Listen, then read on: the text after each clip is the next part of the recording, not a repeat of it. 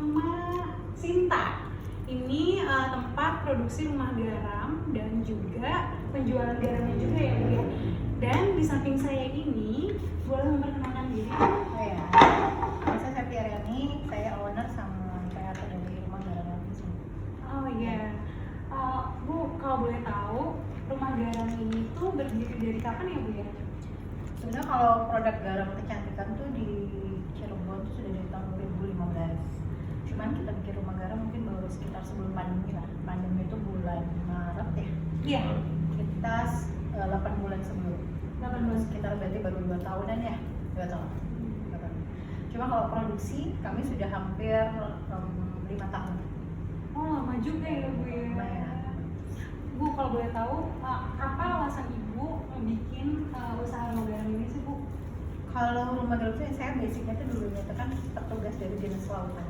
Saya tuh dinas kelautan selama 8 tahun. Jadi waktu itu saya jadi tenaga pendamping ya, tenaga pendamping program UGAR. Jadi UGAR itu pemberdayaan usaha garam rakyat. Jadi di situ saya mendampingi bantuan untuk para petani garam selama 6 tahun lah. Jadi bantuannya itu berupa untuk kenaikan kualitas garamnya, kenaikan kualitas garam. Karena kan selama ini di Cirebon khususnya bikin garam itu mereka asal aja gitu. Iya. Jadi garam itu hitam, belum pakai teknologi gitu. Nah, seiring itu semua dana dari Kementerian Kelautan, tapi dialihkan ke maksudnya diperbantukan ke Dinas Kelautan. Nah, saya di situ mendampingi situ. Dan dari situ saya tahu bahwa harga garam di situ kan murah banget ya, waktu itu sekilo cuma 300-200 rupiah gitu. Padahal cara bikin garam susah. Ternyata dari situ saya akhirnya kan berpikir untuk gimana sih apa manfaat garam yang lain atau apa sih gitu. Ternyata bagus untuk kesehatan dan juga kecantikan.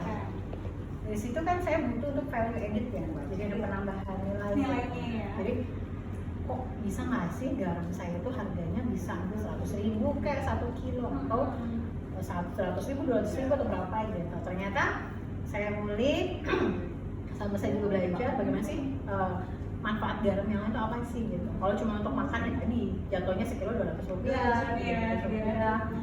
Nah, saya udah kasih istilahnya penambahan nilai lagi, ternyata saya bisa jual itu garam itu bisa sampai 100.000 rupiah 1 kilo. Jadi dari situ. Jauh ya perbandingannya dari 300 sampai ke 100.000 loh ya, guys. tapi dengan catatan tentu saja kualitas, kemudian penambahan bahan-bahan lain yang memang dibutuhkan sesuai dengan manfaat yang kami istilahnya sajikan gitu. Jadi tidak hanya mentah-mentah garam itu aja gitu, tapi dalam situ ada teknologi, ada kemudian perizinan dan segala macam. Karena ini juga kan sudah BPOM juga. Iya. Nah, berarti kan sekarang udah BPOM. Dari segi pengurusan BPOM-nya itu berarti dari tahun berapa tuh?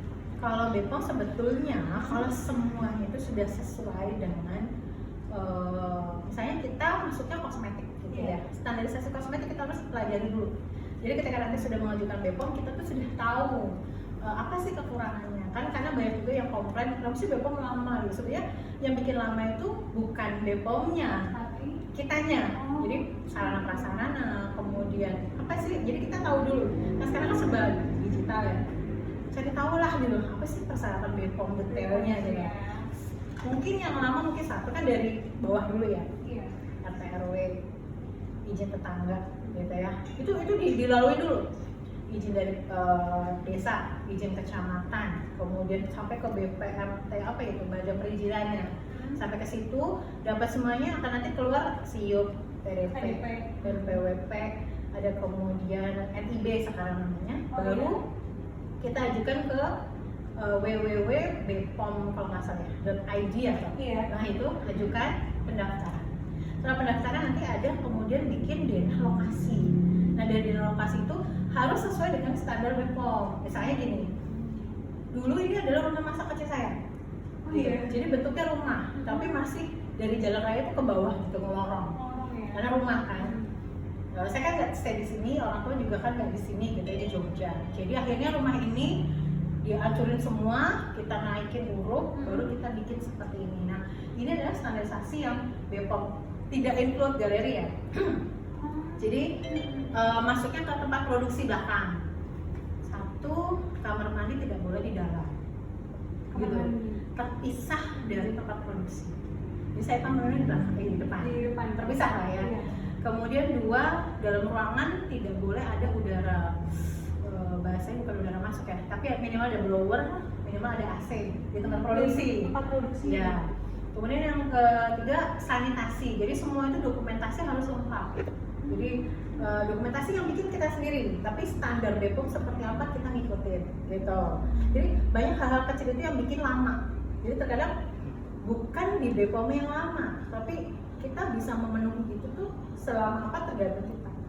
Nah, kemarin proses kami agak lama tuh karena satu, perizinan kami di sini tidak dipercepat diizinkan karena satu di sini lokasi wisata, Iya. bukan lokasi industri. Nah, saya terkendala di situ. Saya waktu itu pengajuan tahun 2016 lama karena terkendala di situ, jadi saya nggak bisa izin di sini gitu. Saya harus pindah ke lokasi yang lain karena sini kan izinnya wisata. Terus kemudian saya bilang kalau di sini tuh usahanya UMKM. Iya. Jadi bukannya industri yang kelas besar gitu kan. Akhirnya RT RW tata ruang di Cirebon Kabupaten di Setda yang di Setdanya dirubah gitu bahasanya kalau boleh izin UMK. Akhirnya saya tempuh itu. Izinnya cukup di kecamatan. Setelah beberapa tahun gitu tahun ya. yang lama juga prosesnya. Ya. Jadi bukan BPOM yang salah gitu. Memang Iya. kita di daerahnya memang punya kebijakan Iya. sendiri. Nah setelah itu baru kesini sudah kayak aja gitu, lancar aja. Alhamdulillah ya.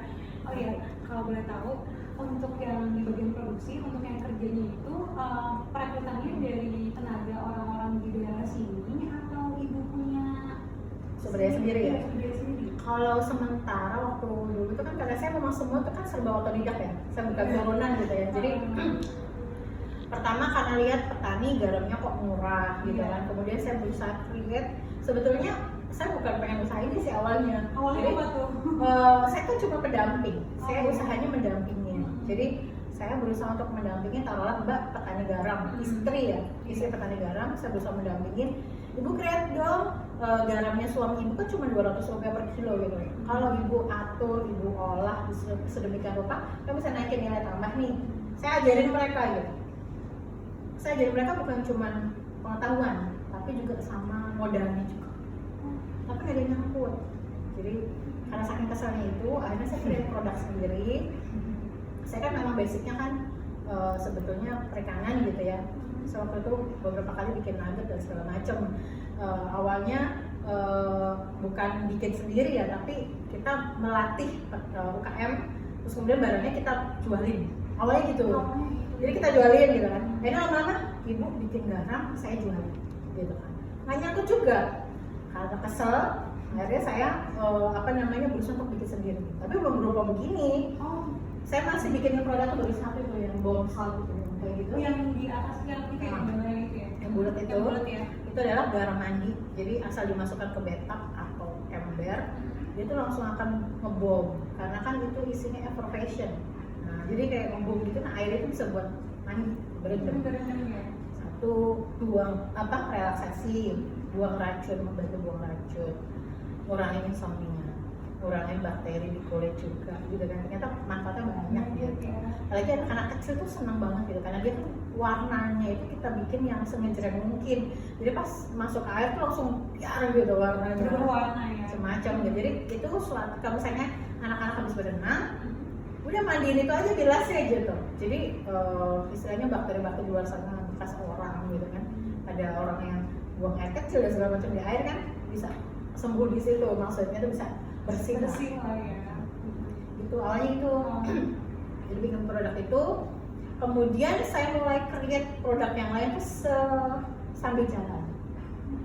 Saya bikin futsal, kemudian saya pengembangan lagi bikin batsal. Jadi ininya tuh berusaha untuk mengkreasi sendiri ya. Kemudian trial aja, sama trial, terus kemudian kita mulai ngurus BPOM-nya gitu kan. Karena BPOM yang paling banyak dokumentasi dulu gitu. Baru kemudian kita cek lab gitu kan, dan semuanya alhamdulillah bagus gitu. Bagus hasilnya bagus. Iya, saya juga lihat dari depan aja tuh udah usahanya bagus banget. Dan saya tuh jujur baru tahu kalau di sini ada rumah garam. Iya.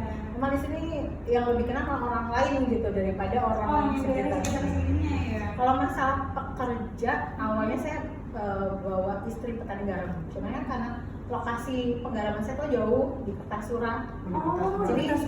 Jadi garam ini nih saya bikin dari air laut gitu. Jadi produk yang ada di tempat saya ini bukan dari garam aja, tapi dari air laut. Jadi air laut ini saya saring, saya bikin sedemikian rupa ditambah sewa gitu ya. Kemudian garamnya saya panen, akhirnya jadi begini. Jadi benar dari hulu. Ini garamnya beda banget loh, maksudnya Beda. putih banget sih ya, maksudnya bersih Dibandingkan yang ada. iya benar. Jadi saya belum bisa dengan bebasnya itu raw material saya buat orang belum apa ya, karena kan saya ngikutin banget raw material harus free ini, bebas merkuri dan segala macam. Kan kadang air laut itu kan masuk membawa semua endapan gitu ya, yang terkandung di air laut gitu. Sedangkan saya tidak butuh itu, makanya bahan baku harus saya pegang sendiri gitu. Masih dipegang Nanti pengen sendiri berarti semuanya diatur sendiri gitu. Wow, keren banget. Masih belajar mbak, mungkin nanti kalau misalnya sudah mulai besar, pasarnya itu sudah mulai banyak gitu, mungkin saya akan bikin maksudnya klaster-klaster atau di bawahnya gitu ya, yang bisa menumbuhkan lagi gitu. Itu saya butuh banget gitu. Nah, kebetulan kan ini terkait dari program KKN ya, di antaranya itu ada meningkatkan UMKM Desa Grogol, berarti kan ini kan masuknya ke Desa Grogol. Desa Grogol. Iya.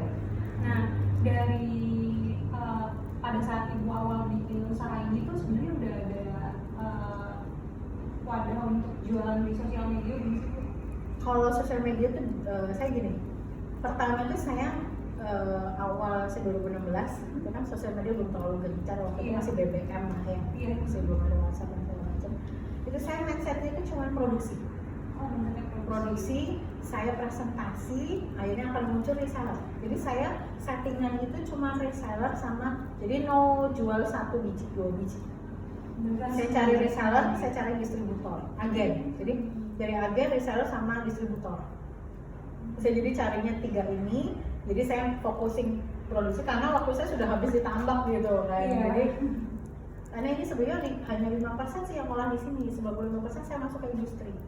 Kalau betul industrinya di daerah mana ya? Industrinya di Cilegon, Banten, Jakarta. Jadi saya ngisi ke mereka, jadi jual bahan mentah begini, namanya bahan mentah. Nanti sama mereka dikreatkan itu satu untuk konsumsi, konsumsi. Jadi sama mereka dicuci lagi, kemudian kasih digiling, kemudian di oven kasih yodio, mereka packaging. Kemudian 2 untuk pabrik kulit, penyamakan kulit, ceket dan lain sebagainya.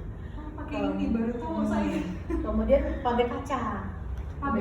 Ya, itu butuh garam. Kemudian ada namanya yang di itu tuh apa namanya, orang kalau diinfus ya ada tulisan NaCl. Oh iya, itu yang sekarang lagi buat yang COVID itu ya. Itu natrium klorida. Natrium klorida itu pakai garam. Kemudian pengeboran minyak pakai garam. Kemudian pabrik kertas, pabrik banyak. Berarti ternyata garam tuh manfaatnya banyak ya. Emang baru tahu loh. Iya. Jadi kebanyakan 95% kita masuk industri. 5% bahkan mungkin kurang lah. Itu kita masuknya baru ke spa. Posisi COVID ini kan kalau garam untuk spa itu masuknya ke salon dan spa, perhotelan gitu. Kita kan lockdown semua gitu kan 2 tahun ini. Kita kemarin sempat mau masuk ke Maldives kan, ada apa namanya hotel di Maldives itu udah kita mau masuk, ternyata mereka lockdown gitu. Makanya memang harus kreatif dalam hal pemasaran. Sosial media itu udah bagus banget gitu. Sekarang juga saya mulai berpikir Ramasita memang harus punya sosial media sendiri, karena kan selama ini saya selalu membebaskan reseller sama agen saya itu untuk silakan lah gitu. Saya nggak mau double gitu. Jadi saya mau saya khusus produksi, nah monggo kalian jual. Jadi yang di Bukalapak, yang di Belanja.com, yang Shopee dan segala macam kan banyak tuh. Saya juga tahunya tuh dari situ. Saya tahu dari situ, tapi saya cari-cari Instagramnya Ramasita sendiri tuh nggak ada gitu. Waktu itu, kalau sekarang sudah ada. Kalau sekarang udah ada kan? Karena tadi, karena posisi pandemi, kalau misalnya saya bertahan di reseller sama agen, saya nggak bisa gerak gitu. Akhirnya dengan saya punya branding sendiri, maksudnya ngasih Instagram itu, ya saya juga izin sama agen. Dan itu pun disamakan sama harga mereka. Jadi nggak akan bersaing di luar jauh gitu ya. Jadi nggak akan bersaing jauh ya. Iya. Nah, selain itu ya, itu kan berarti kan harga kan nggak bersaing jauh, berarti kan sendiri tuh yang bakal ngasih informasi-informasi tentang harga-harga ke mereka itu berarti punya grupnya tersendiri ya? Iya. Itu grupnya melalui WhatsApp atau WhatsApp aja. lewat WhatsApp aja? Nah sebelumnya, oh ya kan tadi kan Ibu kan bilang produksi, kerjasama sama produksi gitu kan ya, sama yang di luar kota itu kan ya. Itu cara buat buka channel kayak gitunya Ibu sendiri atau Ibu dibantu sama orang?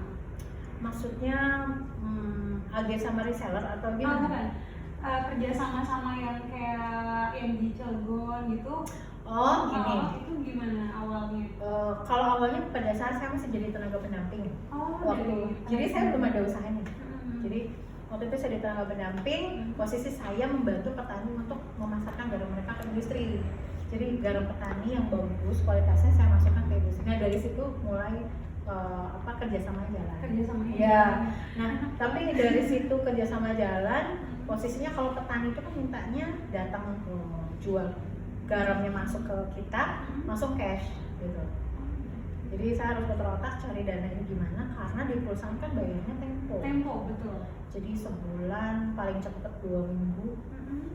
Bahkan ada juga yang 3 sampai bulan. 3 bulan ya. Iya. Jadi emang butuh modal. Saya pikir modal untuk di garam industri itu kecil gitu. Ternyata kan gede banget gitu kan. Karena sekarang bayangin aja, satu kali kirim tuh kita 30 ton, satu tronton itu 30 ton. 30 ton itu kan 30.000 kilo. Iya, benar juga ya.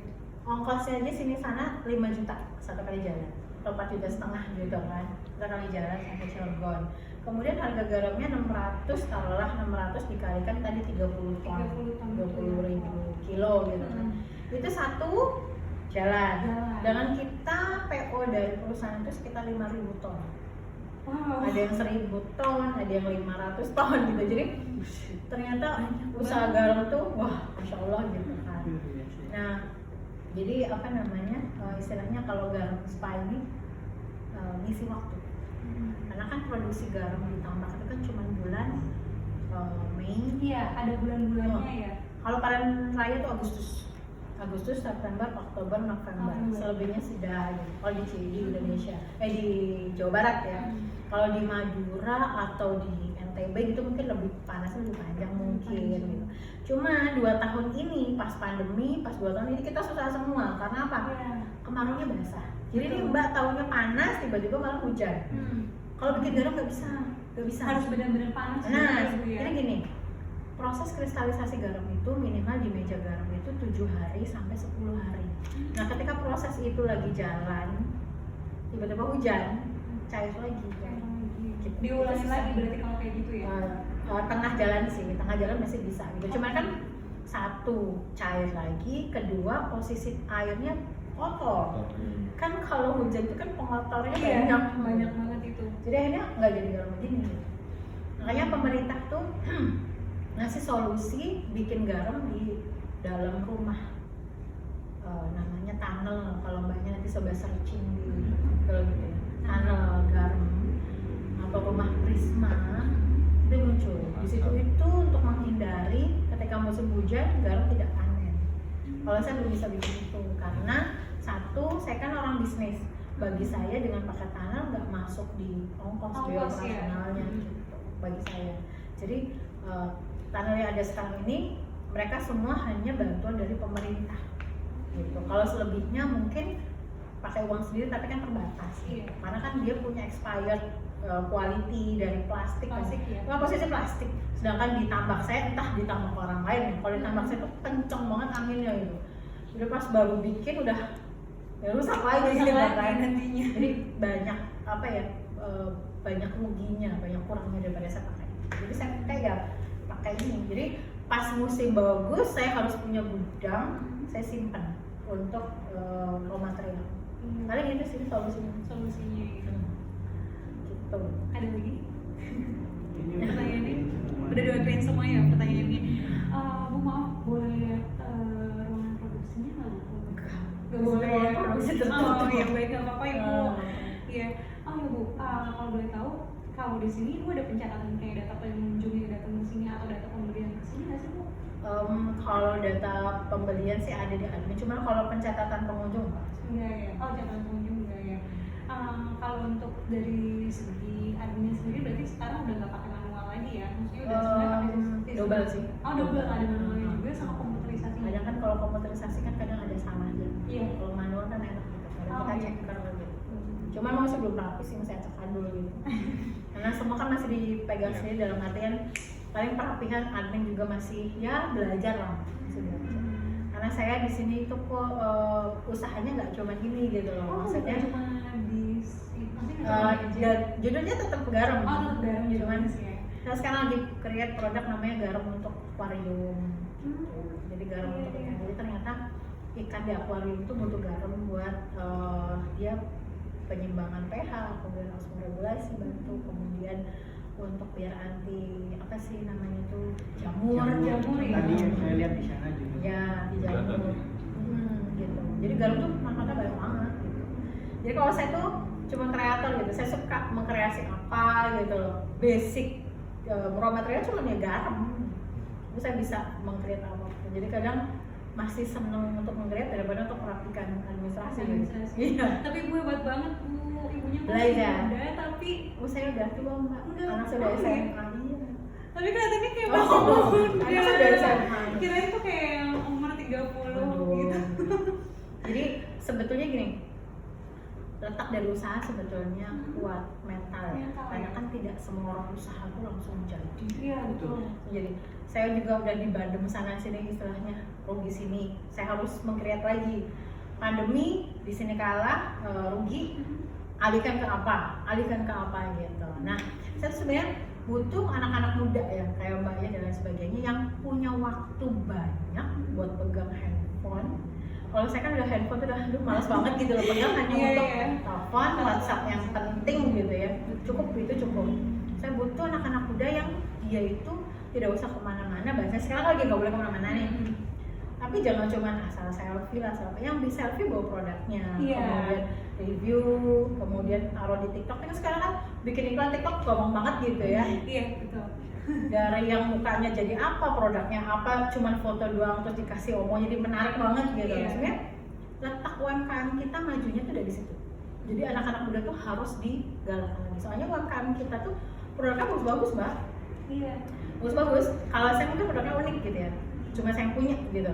Kalau yang lain makanan dan sebagainya gitu. Jadi kalian anak muda harus lebih kreatif ya sambil ngisi waktu itu bantu UMKM-nya gitu. Jadi kita fokusin produksi, kalian yang memasarkan.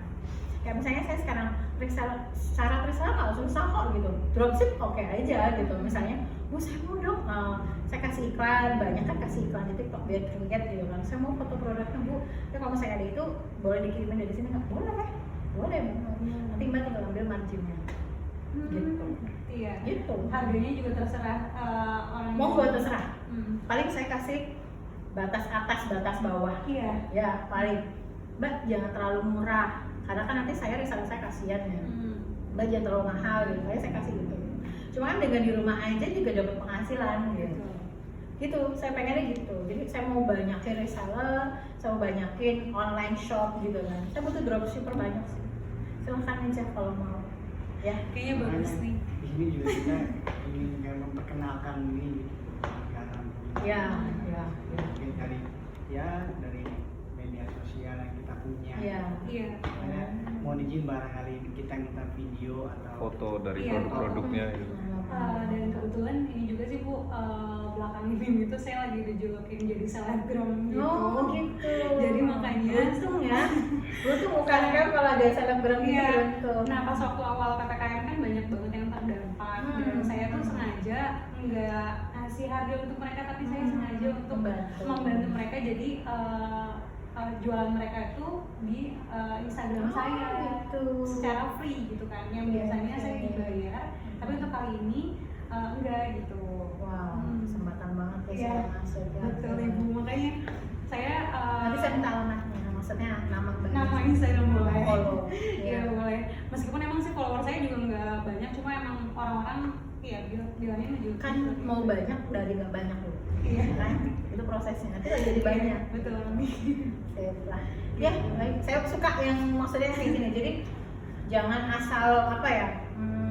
Datang mau mencatat kemudian nggak ada outputnya gitu kan. Jadi kalau saya sukanya tuh anak-anak muda yang kayak sekarang kemarin dia datang dari Swagati. Hmm. Dia pengen memajukan UKM di desanya, desa Purwowinan. Oh, iya. Namanya tuh Mbak siapa kemarin, Seha apa Reha gitu. Itu dia ngomong ke kepala desanya, bikin acara namanya Blok Bulak Festival gitu. Jadi dia punya blog situ, ngomong ke siapa namanya kepala desanya, bikinin sama dia tenda-tenda semua produk UKM yang ada di situ. Kemudian dia undang dinas perindustrian, dinas perdagangan gitu kan. Dinas perindustrian butuh untuk packaging, kemudian perizinan ada di kemas jadi satu. Nah terus saya diminta untuk istilahnya jadi narasumber. Itu saya bilang, kalau untuk narasumber saya belum mumpuni. Saya bilang, saya mau bikin narasumber apa? Kalau untuk just sharing pengalaman, oke. Saya kasih sharing pengalaman saya karena saya mampu di bidang saya. Kalau saya harus bicara masalah kemasan, saya nggak tahu, gitu kan? Saya juga bikin kemasan, saya kasih ke Bandung. Nah, saya ada rumah kemasan Bandung. Saya bikin di sana. Di Bandung ini kalau boleh tuh di Bandung. Kalau saya nggak tahu alamatnya di Pasteur kalau nggak salah. Oh, di Pasteur. Kalau nggak salah. Jadi kita cuma calling, saya kasih desain, mereka kirim gitu kan. Jadi saya nggak pernah kesana sama sekali gitu, nggak pernah ke tempatnya. Ke tempatnya. Gitu. Jadi apa namanya, butuh banget orang-orang yang kreatif gitu. Minimal kreatif tuh pasti anak muda. Kalau kita tuh udah malas banget gitu kan, ya terlalu lelah gitu, nggak malas deh gitu. Jadi apa namanya, anak muda itu kalian tolong, ada produk apa nih di depan mata, sekiranya tidak menarik tapi rasanya enak gitu ya, recommended lah, itu kalian bikin. Kalau masalah modal mah tinggal karpet kayak yang tua pasti bisa. Iya. Jangan pernah berpikir, oh lu nggak ada modalnya, enggak deh. Iya. Saya dulu juga tanpa modal gitu kan. Iya, Iya, yang penting kalau mbak kayak misalnya selebgram udah semuanya tinggal, aduh gampang banget deh, handphone juga nggak harus bagus-bagus banget ya kan. Uang gambar yang jelek aja bisa di macem-macemnya jadi bagus gitu ya, asal dengan kata-kata, dengan apa terus-terusan gitu, sehari berapa kali gitu kan. Kayaknya itu banget deh, jadi membantu banget UKM sih. Iya. Gitu. Ada lagi? Cukup. Udah kejawab semua. Puas. Iya. Alhamdulillah. Maaf ya, jadi saya banyak pertanyaan. Nggak apa-apa. Sebenarnya belum banyak sih. Belum banyak Maksudnya ya. kalau mbaknya, kalau saya sebenarnya kalau pas musim garam sih kita ke tambak enak. Jadi Wah. bikin Saya juga penasaran ke kertas suratnya gimana sih Terus? bikin dari pom bensin kertas surat. Oh iya, patung kan ya Bu ya? Kan kita Patung. menukan. Kan kita kan putar balik nih kalau kita naik mobil ya kan. Putar baliknya di pom bensin. Iya. Putar balik ke arah sini lagi. Harusnya ada jembatan. Oh, iya. Belok kiri, bablas terus ke Oh, laut. iya. Di sana banyak orang mancing juga. Oh iya. Sampingnya itu ada gudang garam nasional GGN, itu punya Kementerian Kelautan. Nah, tambak sewa saya itu samping sananya, itu sepanjang 20 hektar. Dikit. Paling cuman karena posisi sekarang kemarau basah, jadi saya masih beli isi ikan, gitu, isi udang. Karena kalau bikin garam jelek juga sih. Jelek juga nanti. Daripada saya ngeluarin duit, kan kita ngeluarin duit ke petani dulu. Jadi pas mereka sebelum panen kita utangin dulu. Satu orang petani itu sekitar 2 juta, 3 juta gitu. Nah, kita petani ada 50, Banyak ada juga. 30 kadang gitu. Jadi apa ya, memaknai semuanya itu dengan baik gitu loh. Karena kalau kita mau bertahan di titik itu ya kita nggak maju-maju. Kita mau tetap bayar petani ini, tapi kita tahu kondisinya begini ya, Iya. kan namanya bunuh diri. Iya betul. Jadi sebenarnya mau teriak apa yang ada aja. Ya pandemi semua akhirnya. Iya sih Bu. Kebetulan juga kan dari mahasiswi atau mahasiswa UMC kan dari semuanya yang reguler kan, tapi non juga. Oh termasuk masnya. Saya juga. Oh, Nah mungkin saya tertarik sama rumah garam ini karena banyak banget nasabah-nasabah saya yang cerita kalau kan mereka kan usahanya tuh banyak yang garam juga ya. Nah itu banyak di mana BNI? Saya BCA. Oh BCA. Iya. BCA-nya BCA Saya sih Sabang. tahu. Iya. Nah itu kan banyak banget yang mengeluhkan karena lagi susah untuk garamnya. Makanya saya tertarik ke ibu. Nah kalau ibu ternyata garamnya beda Iya. gitu. Spesial lah. Iya, ya. makanya. Spesifik sendiri. Karena kalau yang saya lihat dari yang lain kan garamnya yang tadi ibu bilang garamnya hitam. Kayaknya nggak gitu laku kan. deh ya. Susah. Susah. Dan itu kan harganya benar-benar lagi anjlok banget dari Benar. yang harga 300 itu memang betul banget. Ya, adanya begitu. Iya. Padahal kalau ngitung HPP mereka tuh 450. Iya. Jadi kalau jualnya di bawah itu kan Rugi. Betul. Yang namanya petani tuh nggak pernah untung sebetulnya. Iya. Yang untung tuh pedagang. Pedagangnya. Kalau petani akan seperti itu, gali lubang tutup lubang. Atau mungkin salah regulasi atau seperti apa gitu pemerintah. Iya. Ini juga urusan sama impor. Sekarang gini, biasanya musim kemarau basah itu harga garam tuh naik. Sekarang enggak, stuck di titik 650 di atas truk. Di atas truk itu artinya ada biaya kuli, biaya karung dan segala macam, itu ada rupiahnya. Berarti harga garam paling nggak 400 itu udah untung. Gitu, 400 udah untung banget, bisa balik modal. Kalau enggak gitu. Jadi kalau pemerintah sendiri bisa ngatur impor, boleh impor tapi ditekan sesuai dengan kebutuhan. Jadi kalau untuk garam ikan, garam untuk akuarium, ikan asin, itu wajib pakai garam lokal. Kemudian konsumsi wajib pakai garam lokal, gitu harusnya. Kalau ini diatur dan itu benar, harga garam kita tuh minimal 800 bisa. Tapi karena impor terus digenjot, karena kebutuhan impor cuma 1 juta, mereka kasih izin 3 juta, berarti kan rembes. Iya. Yang 2 juta dibuang kemana sama mereka? Karena kan masuk ke tadi garam akuarium. Selama saya masak garam ikan beberapa bulan ini, saya baru create produk garam ikan karena mikir saya tuh kan pandemi gitu kan, apa sih saya harus create produk apa nih gitu. Ternyata pas garam ikan saya create di pasaran itu garam impor semua. Jadi garam impor tuh kristal kayak gitu.